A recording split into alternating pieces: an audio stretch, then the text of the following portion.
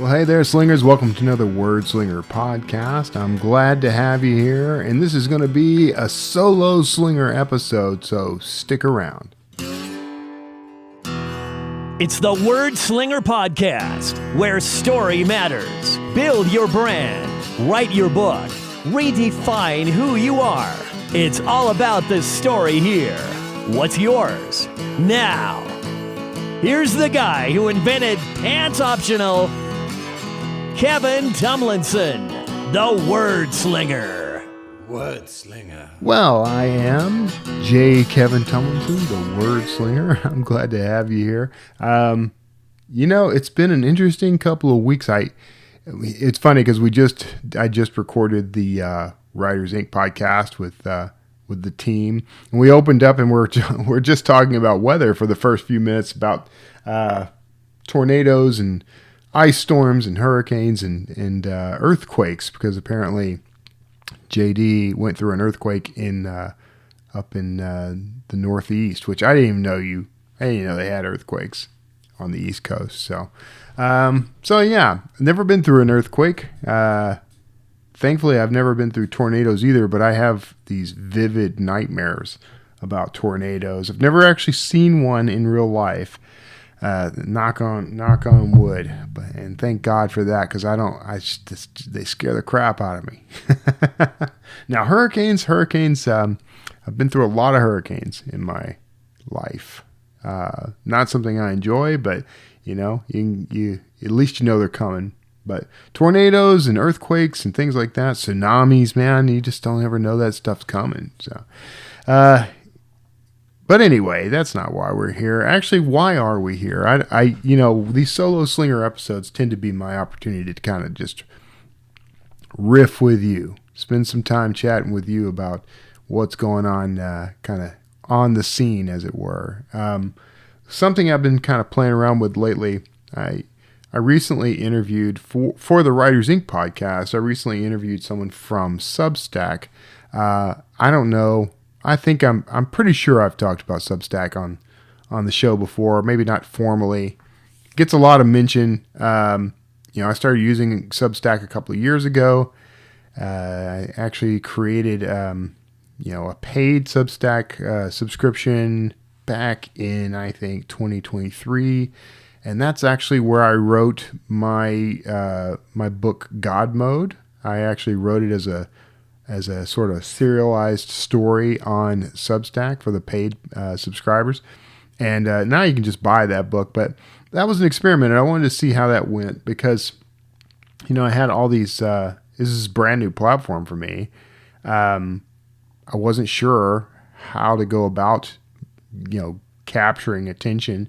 And I was using some of the same old tricks that you learn to use on social media platforms and elsewhere. Offer something unique and special, maybe something for free, to get them into, behind the paywall, as it were. And I enjoyed that process. It's something new for me, and serializing fiction on that platform, I think, is a good strategy. But here's what kept happening for me. A lot of my readers would complain, not because they had to pay to read the story, but because they were paying and they were only getting like a chapter a week. They wanted the whole story at one time. So I learned that my readers are impatient, and that there is a specific audience for serialized fiction. And they would give feedback on the story, but not at the level that I really wanted and hoped for. So, it was a good experience, a good learning experience. And I think every writer should experiment and play around with things like this, just to see like what's going to work for you. Because I know a lot of writers who ended up using Kindle Vella, which is their serialized platform that they've now shut down. There are writers who kind of got their start on Wattpad and other serialized platforms. So that process and that method could work for you. It could be, the kind of thing that resonates with your reader. Does not seem to be the case for me, and maybe that's down to genre. I've talked to a a few thriller writers who've tried this stuff out, and it seems like it's a similar response. Like, people who read thriller novels aren't in for reading it piecemeal. They want the whole story. That makes a kind of sense if you really think about it. A lot of times I will get feedback on my novels that is, along the lines of like, yeah, I couldn't stop reading this. I read it in one night. I read it in just a couple of hours. Love those readers, man. I would love to have 1,000+ of those readers where, no matter what I put out, they buy it and they read it in an hour and they're demanding more. Got to keep those readers hungry. But, so that maybe that tells a story. That's something important when it comes to this kind of thing. You want to try things, but you want to try it in such a way that you're looking for the story of it. What's the data going to tell you? I'm not a data guy, but this is technically data that, the number of readers who followed through each week, and the number who instead waited for it to be on available on Kindle or other ebook platforms. That story is important because it can shape our approach.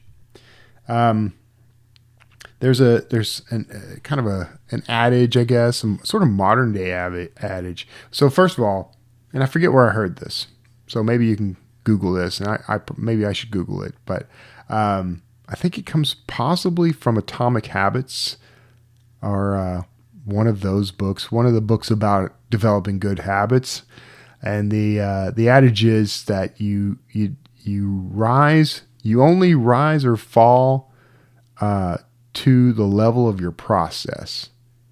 So your goals provide a direction, but your process is how you get there. If your process is good, then you'll rise to that level. If your process isn't so great, you're going to fall to that level. So I've been thinking this year, this I don't do the whole word of the year thing, but if I had to pick one, it would probably be strategy or perhaps process. Because what I'm discovering is that, I want to have a solid strategy, and I prefer strategy over goals. Setting a goal is great. It gives you the direction to move in, but the strategy is how you get there. Process is how you get there. And actually, in actuality, as someone who produces ongoing work, ongoing content, I could set a goal like, I want to make $2 million. I want to make $30,000 this month, something like that. I could set a goal like that, and then track it. It's measurable. I can see my progress for it, but I won't really get there without the right strategy or process. And ultimately, that's just an arbitrary number. It's not the end goal for me. So once you hit a goal, it's either set a new higher goal or start going downhill. So I think a better plan for all creatives, authors, artists, videographers, is what's the process that you're going to use to build this ongoing career that's going to get you results that you want. So like, I have sort of a new mission statement of sorts. I have my mission statement, but I kind of created one under this heading of the writer underscore, by the way, which if you don't know what I mean by that, that underscore stands in for a cursor. I've talked about this on other episodes and on Facebook and elsewhere, but if you go to Substack and find me, you can go to Substack and type in my name, Kevin Tumlinson. You'll find my newsletter, the writer underscore. Go to the about page when you get there and read that. I'll put a link to it in the show notes. And I don't remember what it is offhand. My address on Substack actually, I think, is kevintumlinson.substack.com. It may be /about to get to the about page. Go read that, because what I do is write about the cursor.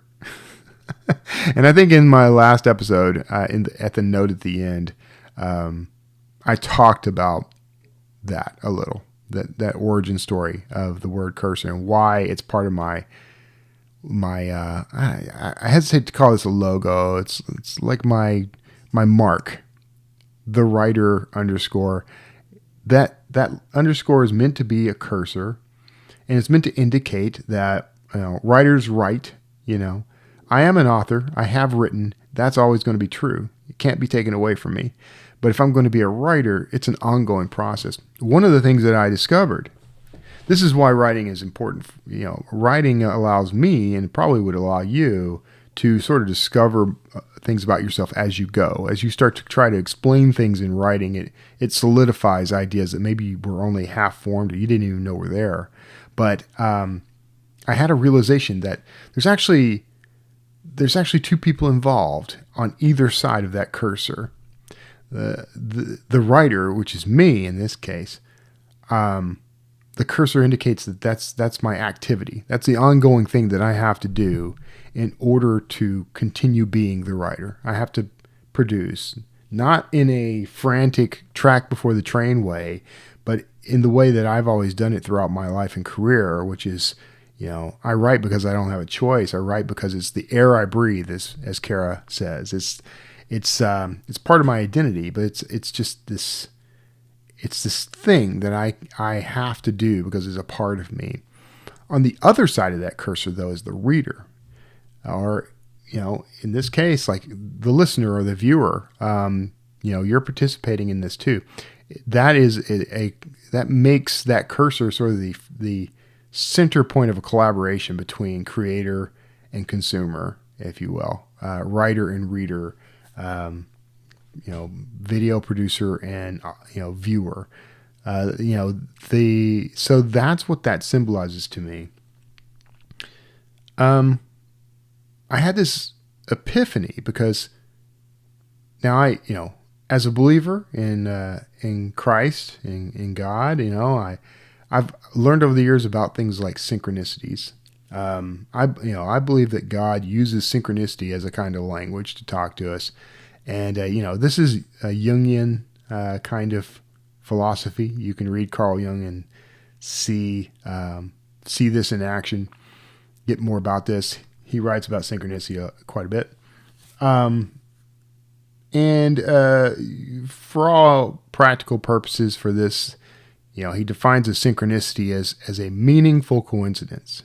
Meaning, it's things align in such a way that, you could write it off as coincidence, but it appears to have meaning in context with the situation. So if you were just talking to someone about how, as a kid, your dog was your best friend and made you feel less lonely, and then, you turn around and there's a dog that looks exactly like yours, that might be a synchronicity from God saying you're not alone. Okay? Now you can call this whatever you want, and a lot of people are going to call it woo, and I'm fine with that. But I believe it because I've seen so many examples of it in my life. You might call that sort of a biased viewpoint of it. My reticular activating system may have just kicked in, and I noticed something that was always there. Perfectly acceptable explanations, and I will accept them too. But I still say that God orchestrated all that. So neener.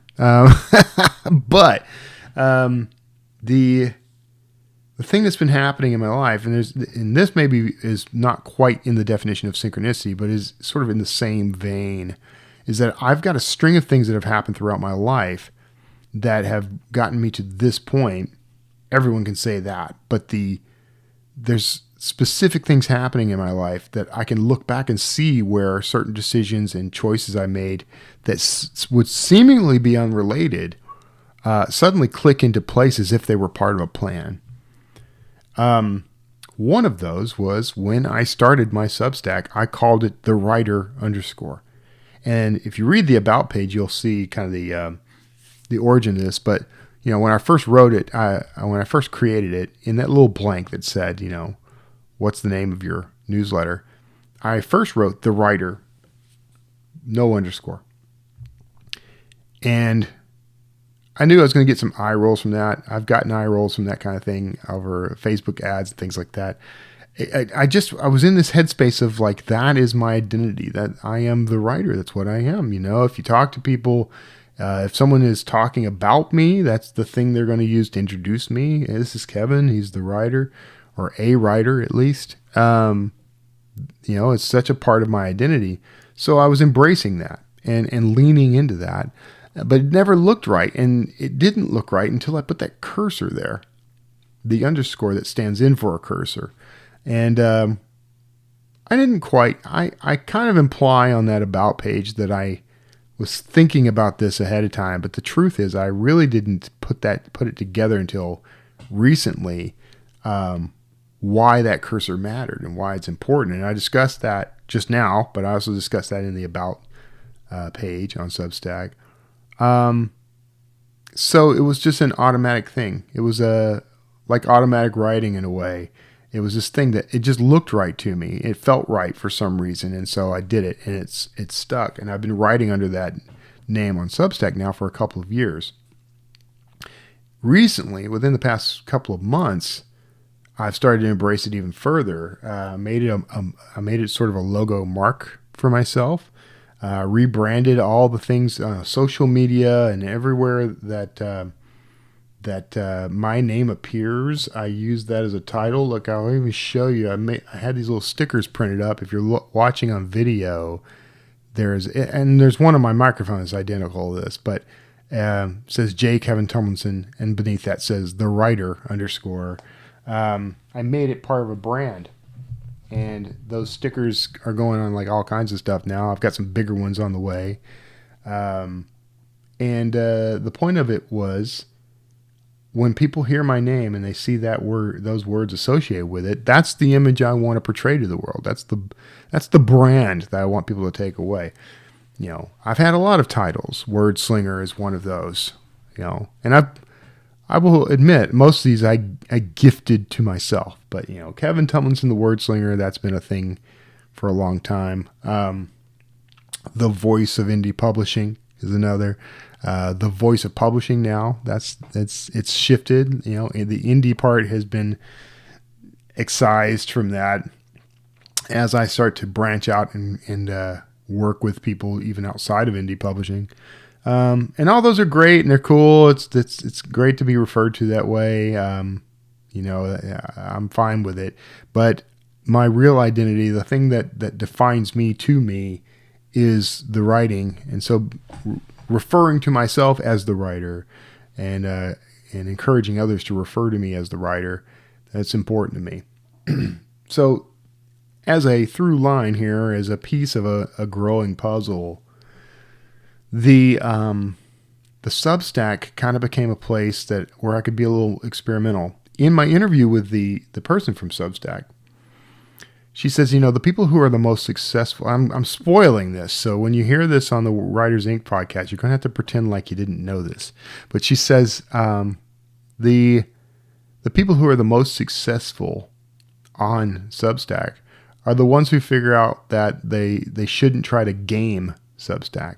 When you are doing social media like Instagram or Twitter or whatever, there's a kind of game that happens where you are presenting yourself in such a way that you are attracting the right kind of clientele. But then you have to, on Instagram, it's all about the grid, right? So you got to get your grid right. It's got to look right. It's got to look consistent, clean.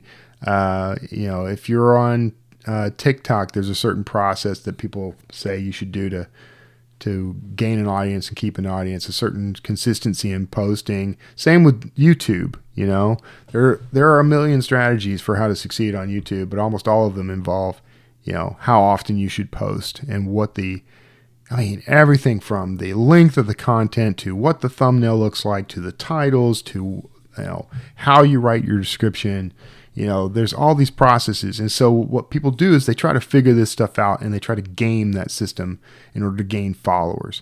What's interesting about Substack is it's not about followers. It's about subscribers. Unlike the other platforms out there, unlike social media and YouTube and others, those platforms try to own your content, and maybe they'll give you a little sliver of the revenue from it, but they're the ones who own and control it. Substack is different. You own everything. You even own the actual, like the payment information, because you set up your own Stripe account. All those people who subscribe to you, their email addresses, their credit cards are on file with Stripe. You know, if you decided I no longer want to use Substack, I want to move to my own thing, you could transfer all those subscriptions over to the other thing. You know, there's probably rules. There's probably things you would need to keep in mind, but you own the list. You take the mailing list with you. You own the content. The content's 100% yours. They're not trying to own any of that stuff. So the impact of that is that trying to game that system to gain more followers is the wrong approach. You want to attract people who subscribe, not just follow. You know, there are followers. You can follow people on Substack the same way you could on Twitter, but it doesn't benefit you as much. What you want is those people who are willing to give you access to their inbox, because then you can communicate with them above and beyond the platform. You own all that. So it's a much more creator-focused environment than these other platforms, even though the other platforms do support creators. You know, YouTube in particular, in my opinion, it's a creator economy kind of space. But because of the structure of it and the way that they handle it, like there's a gatekeeper component to YouTube.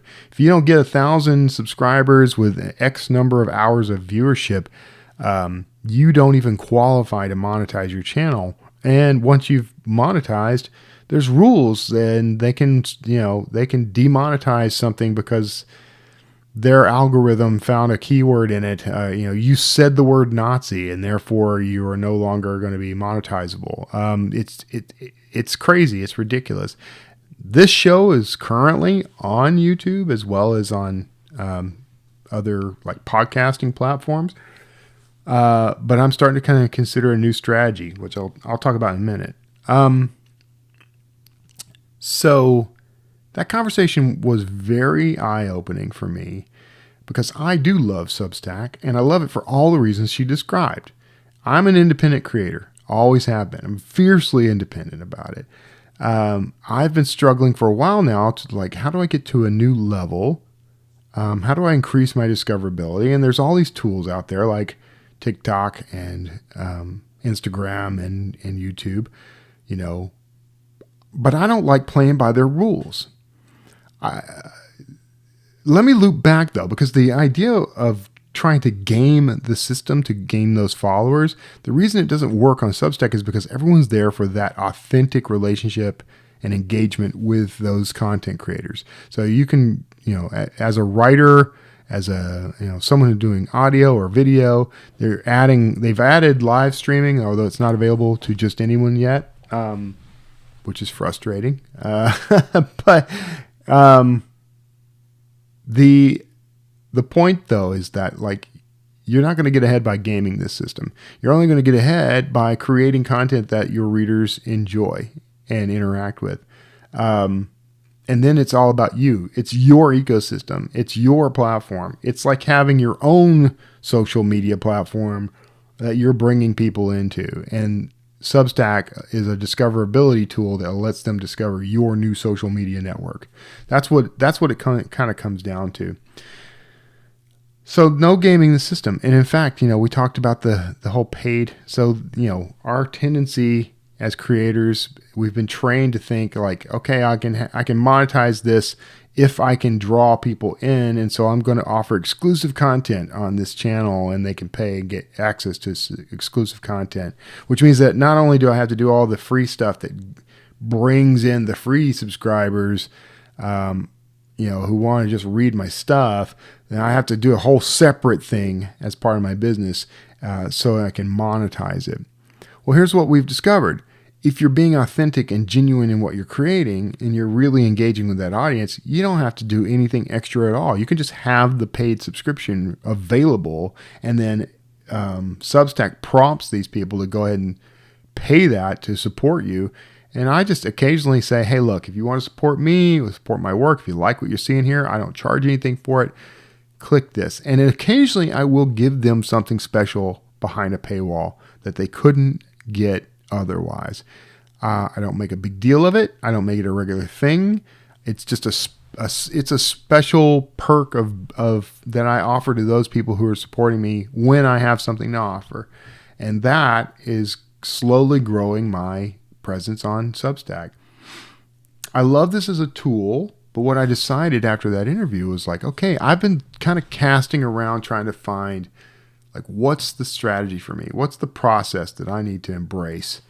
There's a couple of things going on right now that fall into that category. One of those is I've got this total local domination strategy that I've engaged in, meaning that, you know, I'm going to try to become the local writer, the guy that everyone here knows. So everyone who's living here or driving through here or whatever has no choice but to encounter me in some way, you know, doing local events, doing local book signings, doing partnerships and things. I want people, when they think of, you know, when they're living or engaged in this area, I come up inevitably. I'm the writer and I'm local.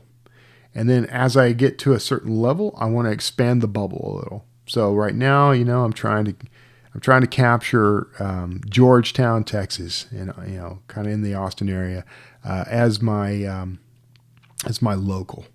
And once I get to a certain number of, you know, users, and I reach a certain level of prominence here as a writer, I'll expand out by, you know, 25 to 50 miles, and then, you know, try to make local that additional range.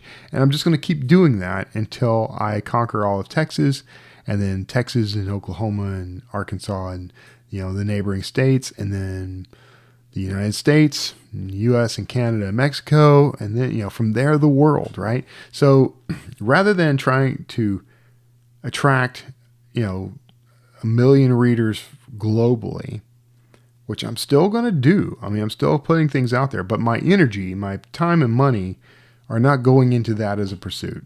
It's instead, it's like, how do I invest locally? It benefits me, benefits the local economy, you know, benefits local readers. That concept of 1,000 true fans, surely there are 1,000 people in your hometown.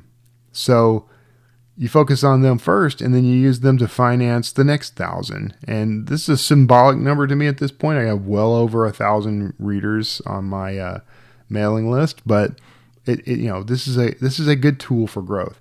How does Substack fit into that? So because it's my own ecosystem,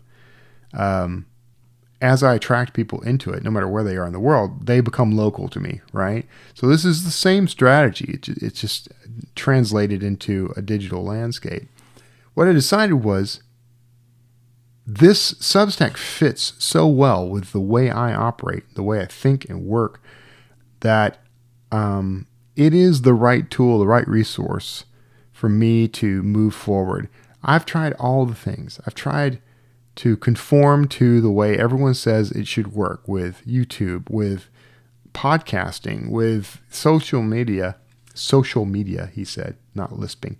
I've tried all that, and to a certain degree, I've been successful, and to a certain degree, I've kind of enjoyed some of it. But the truth is, like, it's exhausting. You know, I'm fed up with that as a process. It doesn't fit me. It doesn't fit my personality. I'm as I said, a fiercely independent creator. And so I need resources and tools that are geared towards a fiercely independent creator. And that's me. That's Substack. So my strategy is, I call it all in on Substack. Alternatively, I call it Substack first. So right now, this podcast, for example, I host it on Substack, but I keep trying to get everyone to go subscribe on YouTube. And if you are watching on YouTube, please, you know, do like, share, subscribe, do those things. But that's now going to become secondary. Rather than try to funnel everybody from Substack to YouTube, I'm going to go the other way around.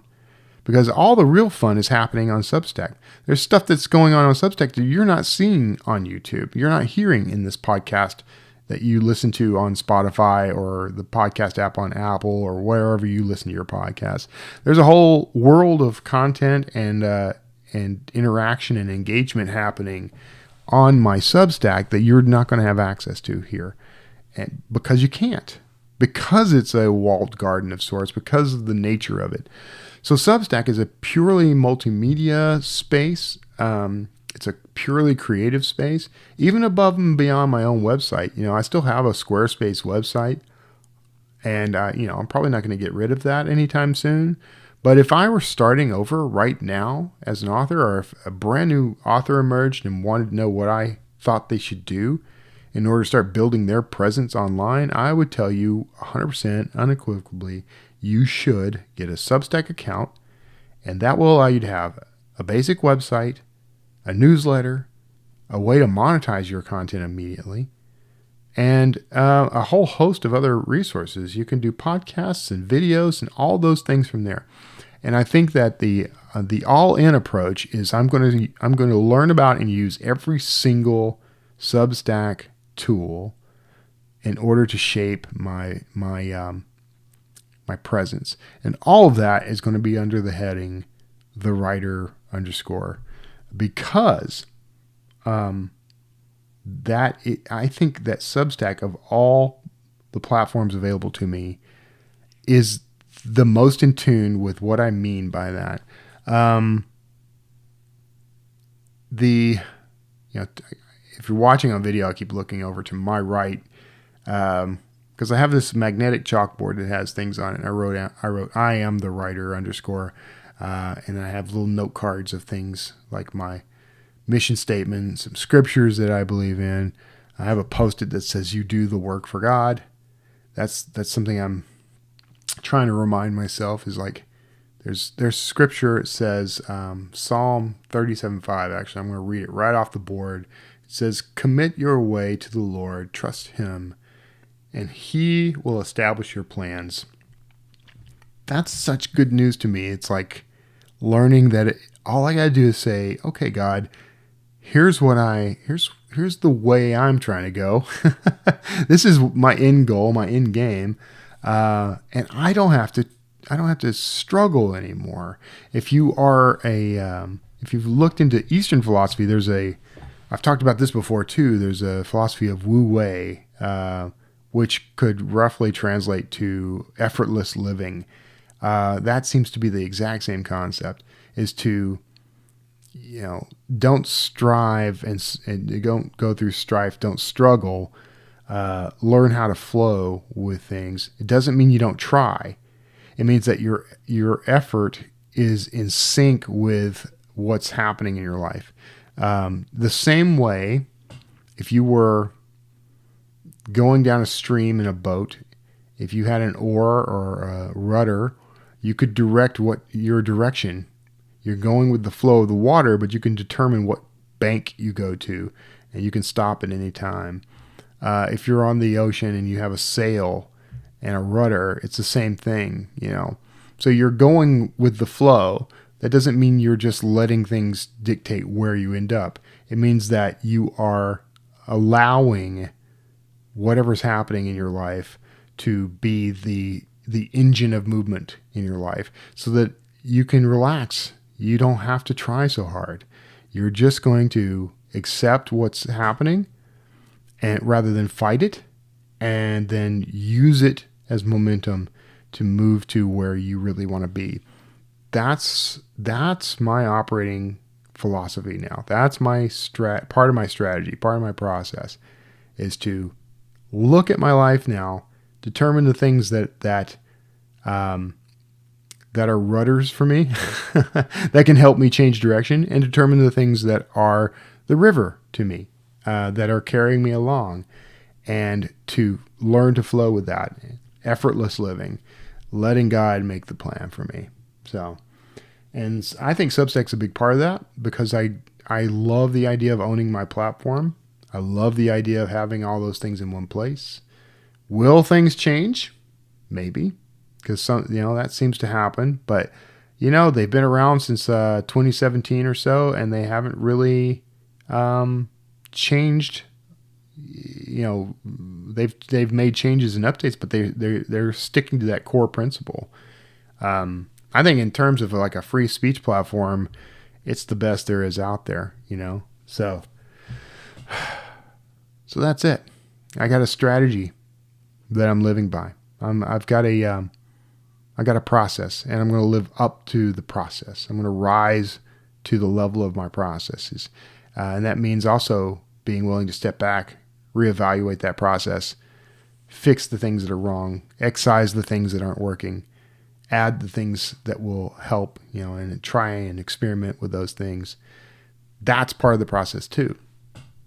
Iterate and optimize, as Johnny Truant and Sean Platt and Dave Wright would have said back in the day. Iterate and optimize. Experience it, flow with it, and repeat the things that work, and optimize on the things that don't, or optimize the things that do. There's always room for improvement. So, anyway, that said, this is a shorter episode than usual, probably by about half. There's not really a note at the end on these, because the whole thing is kind of like a note at the end. But if you are, I appreciate you tuning in. Do me a favor. Go to kevintumlinson.substack.com and subscribe on that site. That's going to be the new call to action for me on everything, because it's very important. It's the most important part for me, is for to bring in users on that and tell others about that. Go and do that and interact with me there, but take a look at the content I'm creating there. It's very different from what you might expect. It's very personal and personable. I write these sort of essay style newsletters. I've abandoned, all these years of quote unquote wisdom about what your newsletter content should be. And I can tell you that, my open rates are not as good as I think they should be, but I think they're better than they have been in the past on those emails, and they're getting better. The tide is starting to shift. The people, every day I get, a dozen to 20 or so new subscribers on the free side of that thing. Do I want them to start, getting paid subscriptions? Man, I'd love that. If I could get 1,000 or so people to pay those subscriptions, maybe that will happen. But the point, honestly, is that they're doing that out of gratitude, which makes it even better for me, for them, and it's telling me something. I'm getting feedback because of this stuff, and with feedback, that's where that whole, that's where optimizing comes from. The feedback is telling me what's working, what isn't working. What's working for me is being honest and authentic, kind of like what I'm doing here. Like this could be, I could transcribe this, and it would be the type of post that I would that I might have on that. But I tend to talk about things from my life, memories, experiences I've had, and I don't try to be preachy. I don't try to have a moral. A lot of times that stuff sort of emerges on its own. Themes emerge on their own. I just try to make that a conversation between me and the reader, and what I am seeing again and again is how well that works for my readers. That is why they're there. It's what they want. They want more books, for sure, but they want to connect. I've always believed life's too short for boring stories. So I write the kind of books I'd want to read. Action-packed, fast-paced fiction. Adventure stories with characters you'll wish you could hang out with. And twists you'll never see coming. From ancient mysteries to modern-day thrills, my books take you on a wild ride. And trust me, I've got plenty of rides to choose from. So if you're ready to escape into a world of danger, discovery, and intrigue, it's here waiting. Find your adventure at kevintumlinson.com/books. Not responsible for sleepless nights. And I think that's the thing that's missing for a lot of us. If you've ever reached out to somebody you admired on social media or something, and just couldn't, no matter what you posted, you couldn't get them to respond. I think there's a disappointment we feel when that happens, and it's because ultimately what we really want is connection, and I'll say this: if you want a note at the end, here's a note at the end. Here's the note at the end. If you they say never meet your heroes. Relatively recently, there has been just this cascade of crap happening around the writer Neil Gaiman. And it has broken my heart because, yeah, he and I would sometimes disagree politically, disagree about certain aspects of living. But I always thought he was a straight shooter. And I don't know what's true and what isn't true. There could be all kinds of lies happening. He's denying most of he's being accused of. He's been upfront about certain things, but the things he's being upfront about, frankly, disappoint me. The things he's being honest about disappoint me about his character, because he's implied a higher standard of character over the years than this. So it's been very disappointing to see what's happened with him. And all these years I've admired him and his work and his career trajectory. I met him in person once or twice. I quote, there's a speech he gave to the College of the Arts that I quote all the time about, moving towards your mountain. I follow it as life advice. So for me to discover that he is, as the New York Magazine referred to him, he wants to be called master. He's this, that there may be this sort of, current of sadomasochistic, arrogance flowing through the guy. I don't know that that's true. I don't know that it's not true, but I know even the things he's admitted to disappoint me. So that's a case of, there's been several celebrities who've outed themselves as terrible people over the past few years, especially since the start of the pandemic. 2020 really, really revealed a lot of these people and their sort of, frankly, demonic value systems. I mean, just crazy stuff. And I tend to be a live and let live kind of guy.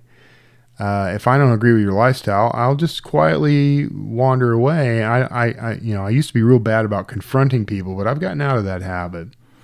But the thing is, you should be really careful about who you look up to. They use the term idolize. That's a loaded term for me. As a Christian, of course, we're not to idolize anyone or anything. We're not to have any form of idols. But I get what people mean colloquially when they say that they idolize someone. You respect them. You like what they've produced, what their career is like. We got to start being really careful about this stuff from now on, because there are just people who've risen to power off of our fandom who aren't worthy of it. They're not worthy of they may be worthy of what they've achieved based purely on their talent and their drive, but they're not necessarily worthy of the adoration they get for it, because they turn out to be vile. Now I want to love these people anyway and forgive these people, and I pray for these people. So that's something I got to deal with, that's got to happen.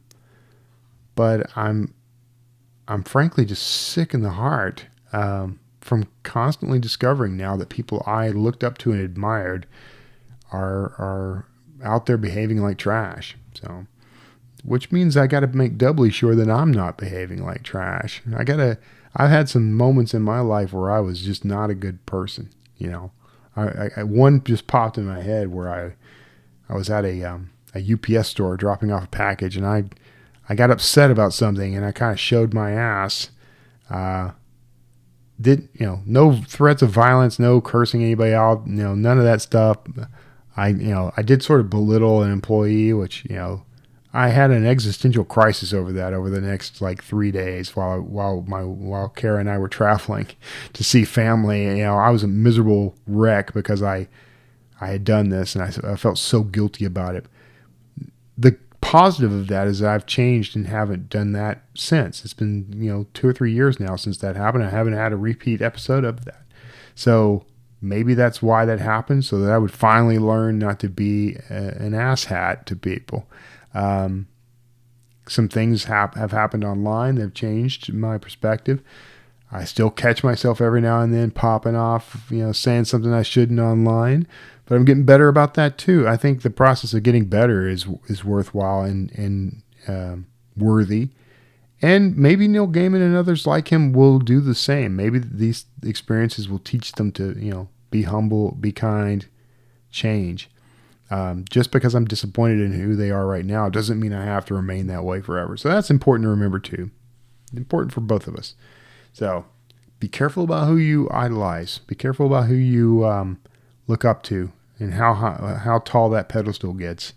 I can't, there was an event in my life where I felt belittled by the people around me and felt like I was somehow always inadequate in a work situation. And I remember just having a moment of clarity one day, and the phrase that came into my head, and it's, I know, well, hear me out. The phrase that came into my head was, I am the equal of all men and all men are my equal. And if you want that to be more gender inclusive, I understand. You can change the pronoun, or you can change the nouns or whatever you want. But I am the equal of all men and all men are my equal became a mantra that repeated over and over again in my head to remind me that I don't have to feel small compared to this person and their accomplishments, but I also need to remember that they're not small compared to mine. So that became an important aspect of my development. And it changed me all those years ago. I mean, way back, this was probably like 2003. So that changed me as a human being, and I grew from that. So, and I've had moments like that throughout my life. I think we all can, if we're open to it. We can all have moments, flashes of wisdom that change our lives if we're open to it. But be on the lookout for that. Be open to that. Be looking for that. Anyway, that's the note at the end. I hope you enjoyed it as a bonus. It looks like we're going to have a pretty lengthy episode after all. So glad I have you here. Thanks so much for being a part of the Wordslinger Podcast. Make sure you like, share, subscribe on YouTube and elsewhere. But more importantly, the biggest thing now is go to Go to kevintumlinson.substack.com and you will discover the writer. That's my newsletter. Join me there and say hello and help me spread the word about it, because I think this is where it's going to happen for me. I think this is a big part of my strategy and career growth now. And so I appreciate your support. So God bless you. And I'll see you all next time.